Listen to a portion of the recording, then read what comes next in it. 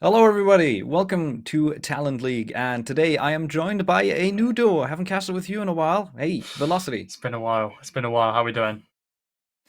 Pretty good. I'm gonna get to enjoy quite a bit of Siege today. We do have two games coming up, and with that, straight away, just gonna go into the first one. We've got Go2Limits versus Coffein Esports. Did get to cast them last time. Didn't go so well for Coffein. I don't think it went that well for Go2Limits either. So this is, I think, redemption for both of these teams now. Redemption match, as you said. I think last time Coffin played, it was a 7-0. Am I right in saying? You Yep. cast him, Sadly, yeah. it was. Sadly, it was. So big redemption for them. Obviously, I'm not too sure what Go2Limits' result was, so we don't really necessarily know where they are. But yeah, really big redemption for.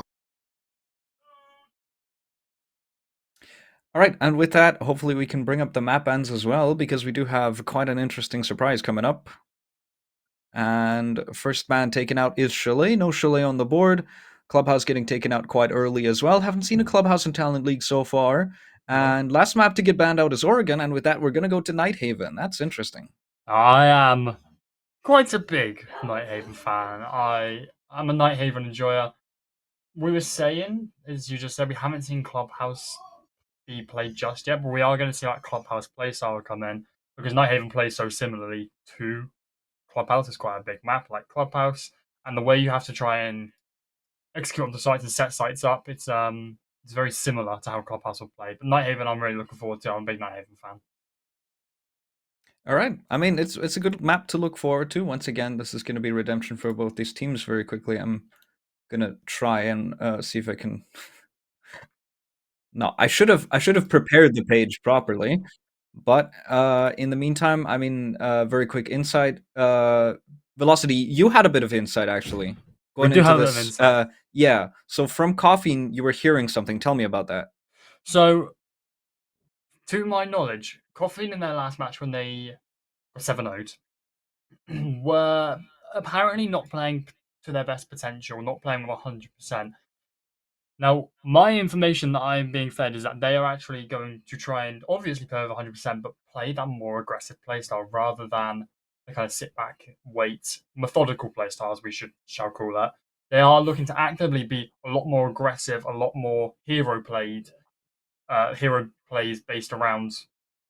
And Nighthaven is that map to do it on because of how vast it is, how big it is. We are able to they're able to swing things and play aggressive on Nighthaven, just like they would in Clubhouse. But game underway, Reapers. Let's hit the bands. All right, Nighthaven. I don't even know what you would go for in terms of bans here. I could see a Heartbreacher getting banned out, but other than that, I mean, at the moment, Do could be very strong. Monty might be something that gets taken out quite early on here. Just gonna look forward to the very first ban coming out from Coffin. They choose to take out the Ying. All right, execute based operator off the board. Not gonna try and deal with that. And I mean, that means you're less reliant on the Warden when it comes to defense. Very good choice to try and take that out. But ultimately, I mean, there are better options. Once again, I feel like the Dokkaebi would be so much better for roam clearing, and G2L seems to agree with me.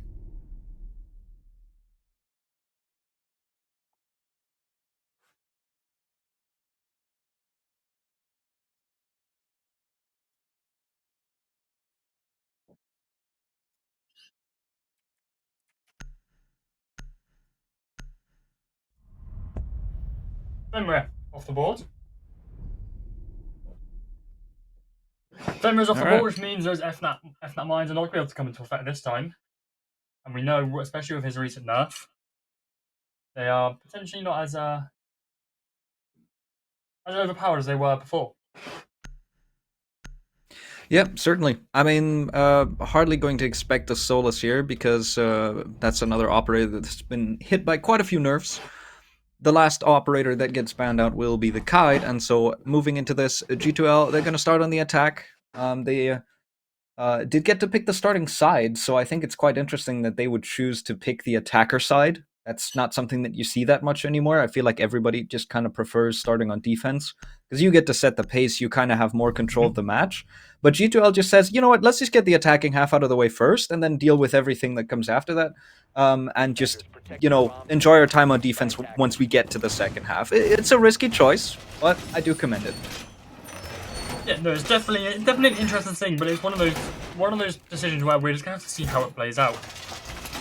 Yes, the defending side gets to control the game a little bit more and set the pace, and the attackers can do it equally as well. It requires a lot more work from them, and actually, if you can start to set the pace on the attack, it kind of actually sets the tone for the rest of the match, moving into a defensive half. And also, if you can set the pace on the attack, you're doing a pretty good job. So, each of their own. It's going to be interesting to see how Go2Limits approach this attacking side first on Nighthaven. This map has not been played yet in Talent League, so it's going to be interesting to see how both teams approach it. Alright, and with that, we're moving straight into the first round. It looks like Nerf will get himself straight into the basement. Ice is bringing some hard reach capabilities as well. We've got a relatively common top floor start off the side of Coffein Esports, and they choose to bring out the Mira as well. A fairly understandable decision. Asami's coming out as well for the Rafters position. I think fairly default stuff. This is kind of what you expect around the higher, like, you know, ranked lobbies as well. I feel like this is just very, very basic Nighthaven, just the way you would expect it. Might be an early fight coming out, but no. Russell just keeping himself away, not going to give up that first fight. Instead, a nade is going to clear out a bit of utility, going to get rid of that barbed wire, but nothing much else to find. There's army sitting on rafters, keeping them rafters control, much like Clubhouse. A power position to have. If you have the control of rafters, you're able to move into command, take control of IT, and all the surrounding areas. If they keep this control though, it's going to be very, very hard for the attacking side to try and execute on the site, as again, of its powerful, because of how powerful the position is. It got there in the end. Oh, Nerf.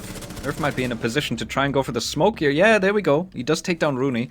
In the meantime, elsewhere, Rosé is able to find Ice as well, so it is a 1-for-1 trade. Two different gunfights happening basically at the same time is going to leave both of them with down a player. And more importantly, it is the hard breacher gone. There is no more ace on the board. And now an Ash Judge comes out, does clear out that mirror window. That's going to make it more difficult for Kimba to try and take this fight. But he does still have an option to try and fight while prone. That's a little risky, but if he can find the right timing, he might be able to find one. Yeah, Kimba able to get away with one. Here comes the swing. Rosé takes a lot of damage trying to take this fight, but he does pick up Fairy Catch. It's a double for him in the round. And now this big man advantage for the side of Coffein. All they have to do is just play the slow game now. They've got 55 seconds. All they have to do is waste those and they get to win the round. Crossfire set up. If the player pushes in here, he should die to Rosé off of a swing if he tries to take that fight with the Mira, who's still prone on the floor. Drone comes out, gets shot out immediately as well. Just looking at it very quickly, there's still 4 drones up. The question is, where exactly are they? There's still one active that Nerf could use. Not sure if Creed still has any left. We did see one of the 2 that he has access to getting shot out. And so here comes a rotation. Bit of desperation kicking in for G2L as they don't really have many options into the site. They are down 2 players. They have to try and find so many of these defenders that are still just holding strong, not doing much. Nerf trying to find a separate angle. Creed, in the meantime, elsewhere, able to connect onto one. But he does get shut down immediately, and this gadget is going to give away the game. And there we go. Ikaro with a swing, and Coffein able to win the first round. And this is the aggression reprints we were speaking about at the start that Coffein wants to try and adopt. Rosé is a perfect example here. He killed one guy who was in IT, and he recognized the space and the control he had. So instead of peeling back, sitting back, waiting for Go2Limits to do something else, he pushed further on, and he actually found himself on more, and then took full control of Garden and stayed there for the rest of the round. It's really good quality to have as a player, and really good to have that quality as a team, and that's exactly what Coffein did. So if that doesn't set the pace, that doesn't set the tone for this map, I don't know what will. Alright, and with that, top floor obviously locked out, so Coffein going to the basement now, second bomb site coming out as well. Expectation when you're on the defense is basically a 4-2 split. I think that goes for most maps and most metas. Sometimes it flips on its head, and for some maps they are more closely contested where you would expect a 3-3, but ultimately I think if you're playing your defenses properly, if you're comfortable in the game, and if you're in one of the metas that make up 90% of what Siege is, I think you're expecting a 4-2 half because you win the first 2 bomb sites and you're not expected to win the third one. There's 2 strong bomb sites. There's a third one that you kind of have to go to as a Hail Mary if you win the first 2. And so 4-2 half is just kind of what you're expecting. So at the moment, Coffein on track for some very default siege. But the question is, does G2L have anything to put up against that? And that is the biggest question. Do these teams have what it takes to put up with each other? Can they adapt around each other? Can they mould their game plan around what the opposing team is doing? That is the big question, Reapers, but it's too early to tell at the moment. We're 2 minutes and 20 seconds into the round on the basement side, and Go2Limits are deciding to switch up the pace a little bit rather than going for the slower, methodical structured play they did last round. They're going for a bit of a quicker pace. They've got the buck, they've got the round. They're getting the vertical control. They're just waiting for Coffein to do something, to slip up, make a mistake, and then that's all that is. Alright, can openers in the hands of the Buck. Fairycat's going to be able to open up the side hatch over on Warehouse above Animus. And with a minute off the board, a lot of vert control gained for the side of G2L. They've got the control that they need already. And so now they can just start playing vert. They've been using the ram quite early on already. And this is going to flush the players of Coffein out of very important positions. But Coffein still have some other places to try and fight back from. And Rose proves just that as he takes down I7. Kimba able to get a C4 as well. And once again, this is a really good start for Coffein. Fantastic start indeed.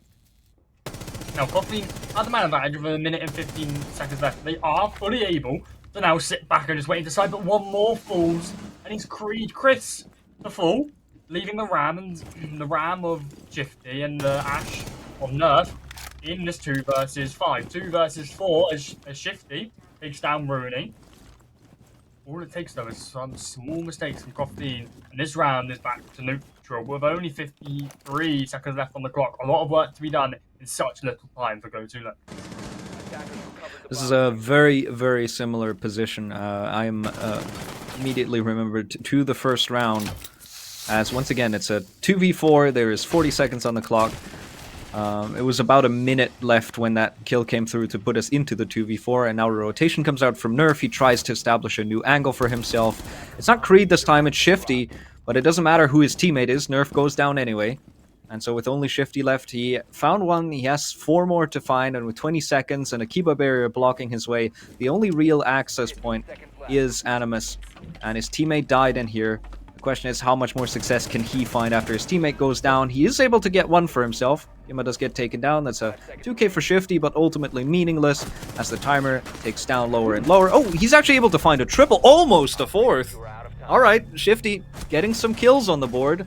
But ultimately, I mean, this is still firmly in the hands of Coffein. I'm confused. So they have those knee holes, the feet holes on the Animus wall where the default plan normally is. Mm-hmm. But I can't entirely remember who the bandit was. So why do you walk in front of it? Surely you know he has to be somewhere pushing Animus side because it's the only wall they have open. It's a 4v1. He was probably just bored and looking for kills. It's a 4v1, but even with just a little bit more time left, that 4v1 could be, as we said, we almost saw him get a 4. That 4v1 very much could have been turned into that 1 versus 1. But yeah, the round's won, the round's done. Coffein take it, and this is the aggression we were talking about.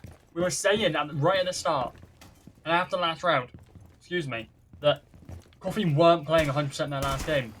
And this looks like, to me, they're playing 100%. And this aggressive playstyle they have strived to adopt in this game is really turning out for them. They're getting the opening kill, and not only are they getting the opening kill, they're then peeling back, holding back, waiting for the mid to late round, and then re-aggressing, becoming disruptive, not allowing Go2Limits to have any control, have any say in the execute, and it's really working out for them. Hey, I mean, Velocity, this is already 2 more rounds than they got the entire last playday. Exactly. It's a success already.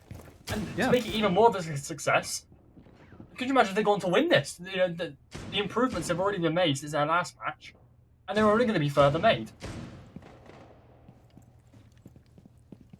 Yep, and with that, I mean, the aggression, yes, that is a thing that they're starting to bring out now. You know, Coffee not scared of taking a gunfight, but it isn't even early aggression. It is not spawn peaks. It is not trying to hop out windows or anything. It isn't overly aggressive. It is the mid-round aggression. It is allowing G2L in the building, and then when you know where they are, punishing them at the right moment. And there's no trades coming through from G2L. There's space being contested inside the building, and G2L are just spread too thin to try and refrag these positions.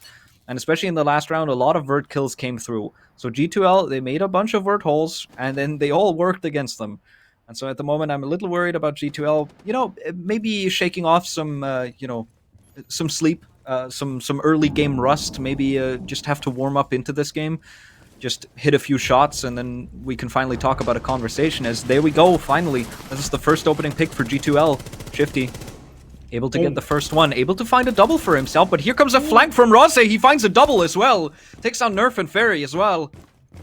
That's huge. A double flank coming through from the side of Coffein, but it's only one person that even needs to engage, as Rose finds two without any contestation, without G2L being aware whatsoever that they were going for this flank from E-Box.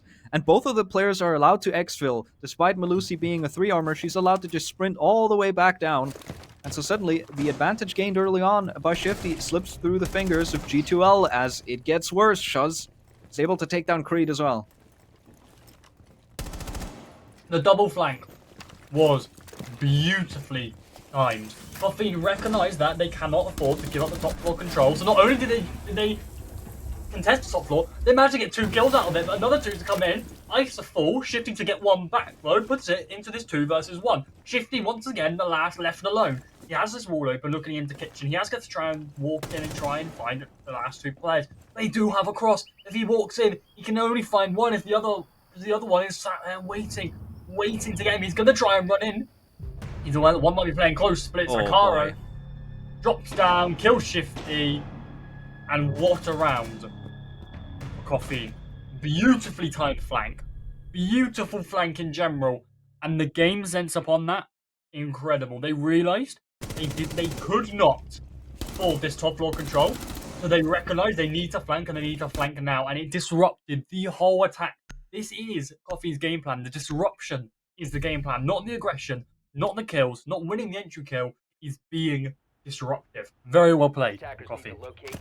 And once again, it is this question of space. G2L, they make some vert holes. Shifty is starting to feel it now. He's really found his way into this game. He's found 2 triple kills back to back.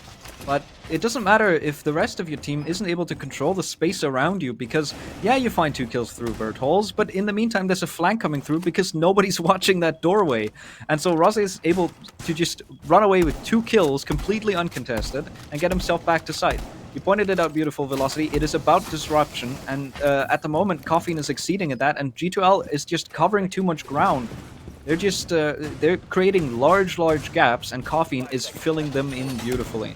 And so with that, I mean, at the moment, Shifty, beautiful, individual performance, but in that 1v2, that crossfire on Kitchen, gotta point it out, it was beautiful. There's no way that Shifty is winning that. He was 1 bullet away from death, and these 2 people were 180 degrees separated. There's no way you're winning that fight.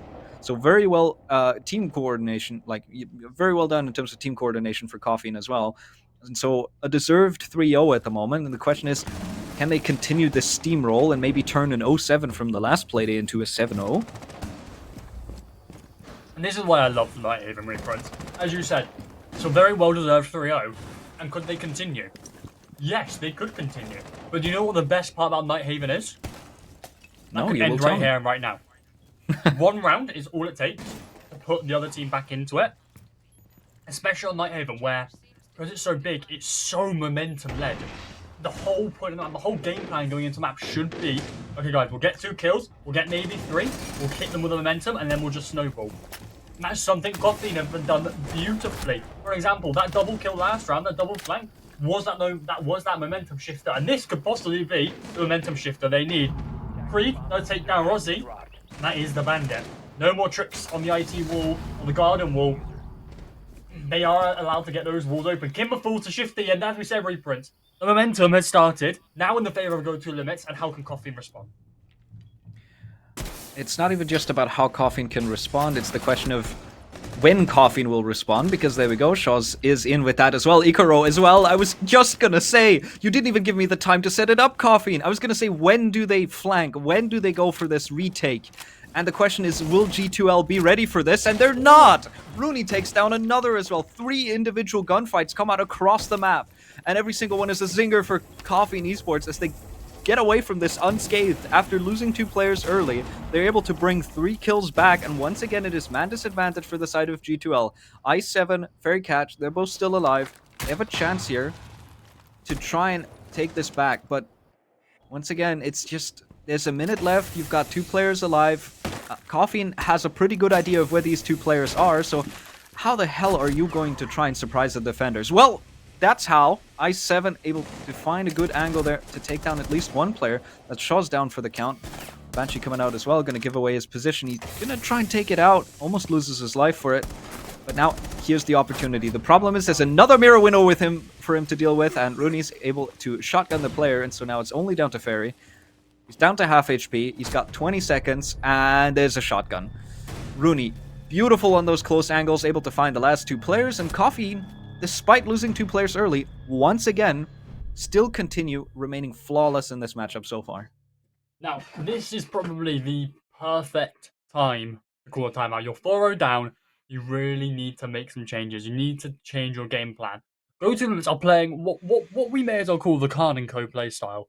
Slow, methodical, and clinical. You can see at Go2Limits, they have a plan.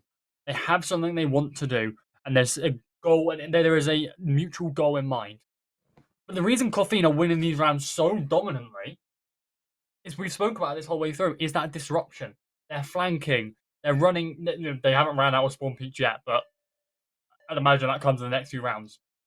They are playing so disruptive, but yet so smartly as well. And it is really causing Go2Limits these problems. Now, if I was Go2Limits, if I was the brain of the team, I'd be saying, let's slack off this playstyle. We need to hit them hard. We need to hit them fast. And we just need to roll with that.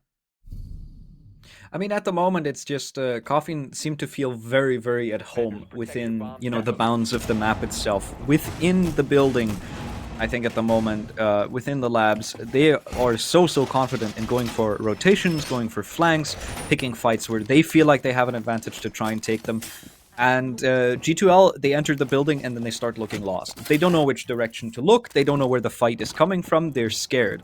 They're essentially in the woods, and the woods are starting to speak Vietnamese. It is a big problem for them at the moment. They just cannot find a foothold that they can consistently keep hold of, because it gets contested by Coffein, it gets contested by Coffein from multiple different angles, and G2L at the moment is not ready to try and handle that. And so once again, we go back to basement. Coffein is bringing out a similar lineup. No mirror for the basement, just like they did last time. And I need to see something different from G2L. They've had the timeout, you need to show me something. Yeah, as I said, the timeout is the opportunity to 1, change stuff, and 2, stunt or break the momentum that the opposing team has, and that is a huge thing of a timeout, a huge positive of a timeout, is you have the opportunity to bring that momentum back to 0, back to 0, back to neutral, and then you're able to pick it up, and they're then in the disadvantage. But we always have to wait and see. Alright, and with that, alright, early trade. It's a direct trade, in fact, as Rooney and Creed take out each other. And with that, that's the Thatcher of the board. That might hurt later on in the round. Is there still a bandit to try and trick around?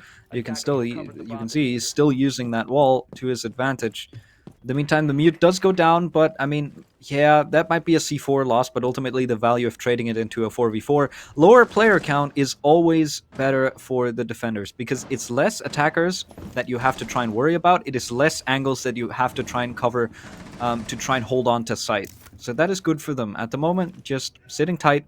Shaw's still control of that staircase, not really being contested. He's allowed a lot of space over there on bending.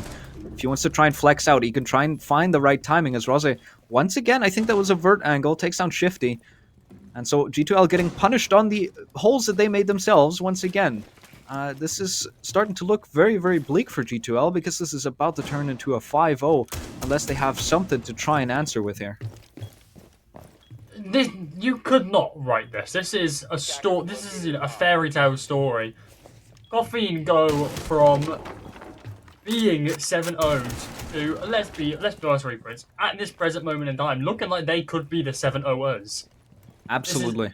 absolutely fantastic from Coffein. In this 4v3, and Shao's is in such a pinnacle position. He's on these vending stairs, but Nerf is down. He's in sight. He's in a gunfight and loses. What? Icaro finds Nerf. What on earth is going on? Oh, and the connection doesn't come through. Ice was also on the site. He's an Animus. And he's not able to find the connection onto Icaro, so not even the late trade coming through. He knew exactly what that player was. 30 seconds left. And once again, we're in a 2v4. This is such a common theme. G2L just constantly 2 players down, never able to do anything with that. Finally, Ice, from inside of the site, able to find one. Diffuser in the hands of Fairy Catch. He might get a chance to try and put this down behind the pillar. Plan starting to come through, but his cover is dead. Ice is gone. He has to fall off of this. There's multiple different angles. Here comes a hatch drop. Rossi takes him down. And Coffein, from going 7-0, now up 5-0 themselves, as they're looking to really bring a fight back into this on their following playday. I'm so confused. I want to know what Go2Limits' plan was in that execute. Yes, you were in a man disadvantage. That doesn't mean you just drop one by one or try and execute one by one, because that's not how it works. Nerf dropped the hatch in a pillar to try and find the kill when Ace was behind him, but they didn't play together at all. There was no link up in any way, shape or form. I am so confused. And the thing is, he caught Icaro with his pants down, and Icaro just found a wall to hide behind for a few seconds and go for a re-challenge. He adapted so quickly to that, and Nerf was not ready for him to find cover that quickly, and so he shoots at the wall and goes down in return because there's a re-swing coming through. And so once again, this comes down to Coffein just using the map to the best of their abilities, even when they're caught out just in the open. They're still able to turn it around using the proper cover. And here comes a double run out to try and get the hatch. I don't know if this was just a bit of an argument. Yeah, Rossi's locking him out. Okay, all right. Guys, calm down. So we're trolling, guys. So we're trolling. I think they both wanted to go for the hatch. You know, you got to get those 10 points for the leaderboard. You want to be at the top at the end. I get it. I understand it. You know, but I mean, in terms of contention, you know, Rossi, he's currently on 9 kills. Kimba's on 3. Kimba, maybe you should find some work to make some points elsewhere, other than maybe trying to steal a hatch from your teammate. But hey, who am I to judge? I'm not the one that's up 5-0 right now. Coffein is. And so I won't question how they play as long as they keep winning. The one thing I wanted to talk about quickly is that kill from Rossi. Creed, what are you doing? Why are you taking your head in a window and Nerf is dead as well? No. It's 2 kills in quick succession into Coffein's favour. I was going to talk about Go2Limits' drone economy, and I think that ties in quite nicely. Where's the information on these players? Where's the team play of the information? It doesn't matter because 2 of the players that were trying to pinch them are dead. There's some half-baked dry swings coming through from the side of G2L, and they're being punished every single time they try and do it. And they still continue doing it. There was no drone economy coming out there. They had no idea about these players. Oh my. And Kimba on the reversal once again. These vert angles. Once again, G2L, they make so many vert holes. They've made so many in this half. And not a single one has worked out for them except for Shifty finding a 2K, which was immediately punished by a big flank because everyone was looking at the floor. Like, G2L at the moment need to, like, you need to have diverse focus. You can't all be staring at the same thing. You have to be doing different things, of course, together, but what is this? How do you keep losing these vert fights? This is disgusting from the side of Coffein, as they're in a 5v2 right now, looking to go on to match point at the end of the first half. I'm aware that Coffein was having started to scrim this map a little bit. But at first glance, you think a little bit? Really? That's an understatement. These guys must discriminate twice a day, 4 times a week. Oh, hey, look, Velocity. It's a 2v4 with 40 seconds left. We've seen this one before, 2v3 by Shifty as he takes down Rossi. And now Go2Limits have pulled this back into contention with only 20 seconds left. So much work to do for the team kill. That's the cherry on top of the cake. That's the sauce on the ice cream sundae. It's done. Oh no. Takes him down. Ah, what is this? Ice accidentally beheads his teammate as they both swing into the same breach to try and find one player. And now And we with go to a that, 6-0. Coffein up 6-0. This is exactly what happened to them in the last playday. And following this, they now have their own opportunity to try and hand this back to G2L, as they will put them down on the scoreboard. They will put them down on the leaderboard in the groups. And I mean, what a pick from Rose there to open it up. Shows immediately with a second. This is difficult to watch if you're a G2L fan. This is definitely hard for G2L. You know what would be really interesting? And I want to know what they were talking about in that timeout. Do they have any support staff? What was the support staff saying if there's support staff in place? I want to know, because whatever was said, and we mean this nicely, definitely has not worked. There wasn't enough of a switch up coming in. G2L seemingly just trying to stick to their guns, and it just continues not working out because Coffein, you know, they see that G2L are not changing anything. They themselves are not changing anything. You just, you know, go onward as planned, and with that they get themselves a 6-0 half. And I mean, the thing that I'm calling into question here as well for Coffein is, I mean, what a turnaround for Coffein, but for G2L, it's just where do you get back into this? They decided to start on the attacking half. This is the map pick that came out from Coffein. Coffein chose this map over Oregon. And fair enough, they're doing really well on this. But why in the world did G2L give them the start on defense? That's what I'm starting to question now. Maybe this was an error in the starting side pick in the map ban phase, because at the moment it's really not looking like it's working out for them. But with that said, even on attack, Rose able to find the opening pick, Shifty able to find a trade immediately onto Rose as well though. And this Monte, he might have a bit of control, but there's a flank coming in from Nerf. And so finally, some signs of life from G2L as they've got a bit of an advantage. Immediately flushed out as Icaro is able to find Shifty. Ice able to find one onto Icaro. So some good trade game coming through from G2L. Finally, there's some kills being punished by the side of Coffein. And so we're now very early on, still almost 2 minutes left. And we've lost half the server. It's only down to Shao's and Kimba. Here comes a jump in. Shao somehow wins that. Nerf tries to go for a flank. Should be able to clean this up. So a bit of a late trade once again. But at least the trades now on this defensive half for G2L are coming through. So now all they have to do is clean out Kimba. He's still outside the breach. He spots an opportunity to try and take down the player on Rafters, but there's still a Kiba to try and deal with. Now he's going to try and go for that swing. If you can find this Valkyrie, he might open himself up the round, but no, instead, pullback coming through. Nerf just backing off to that mirror window. Smart decision, wise choice. As now you can try and play a crossfire with your teammate.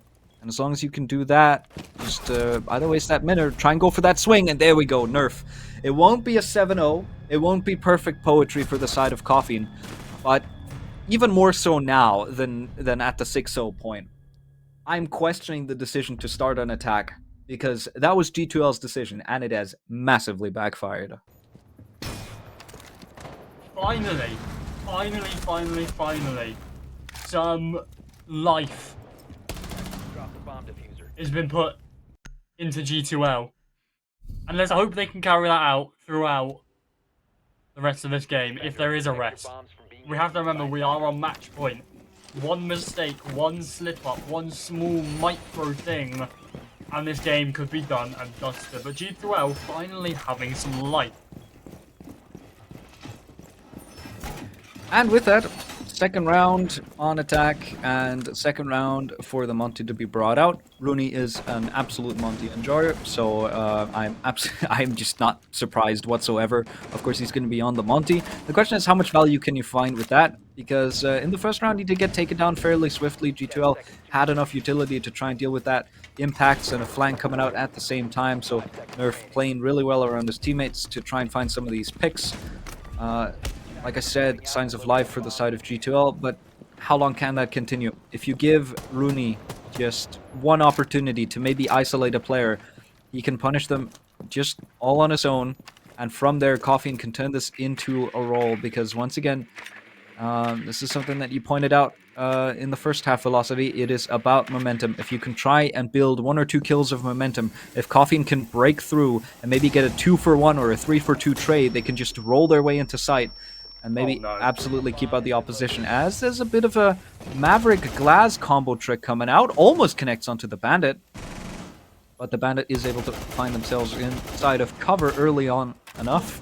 Ikaro trying to find some picks. Shaos, in the meantime, able to take down Creed. We're inside of Animus already. The diffuser carrier, Rooney, he's on that Monty, but he's inside of sight already. He might have an opportunity to put this plant down if there's enough cover coming through from Coffin. Shaos is able to find one. Rossi's able to find another. Shifty now finally with the trade back, but the plant is coming down already. Rooney's going to be able to stick this. It's a post-plant situation. G2L, they're down 1-6. They're in a 1v4. It's only down to Shifty. He's done big things. He's able to find a double kill as well in this round.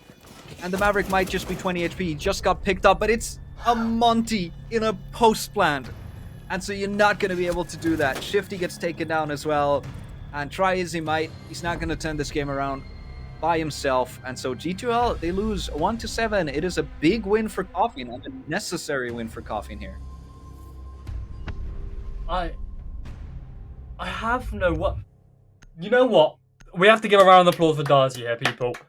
The support staff, the brains behind Coffein, whatever he's done between the last game and this game has worked. Whatever he has cooked up in his massive, massive brain, it's worked. Coffein with a fantastic show in here on Nighthaven.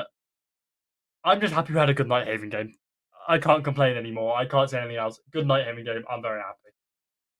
Absolutely, and 2 more points. I mean, obviously, it's a different map, so that is obviously going to factor into how Coffin do against this opponent. And the second thing didn't play as much of a role because we did see a 6-0 half on defense, but not giving the necessary respect to ban out the Monty against Rooney may be a mistake from G2L as well. So even if they start a comeback, I don't think you're going to keep that up for very long if he's on that Monty.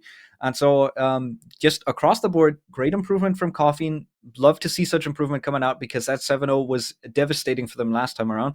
This time, a 7-1, very clean victory. They're now -1 in the differential. I mean, hey, that's a solid recovery. Full 3 points for them in the groups, also very important. And G2L, they will have to prep and work on what they do for next time because there's a lot to work here. Yeah, there's a lot to work. A lot to On. work on.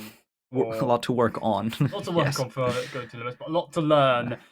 And this is all about this time now is how they actually implement it for their next game. Speaking of next games, we have one more coming at you later this evening, but we'll be back with you after the break.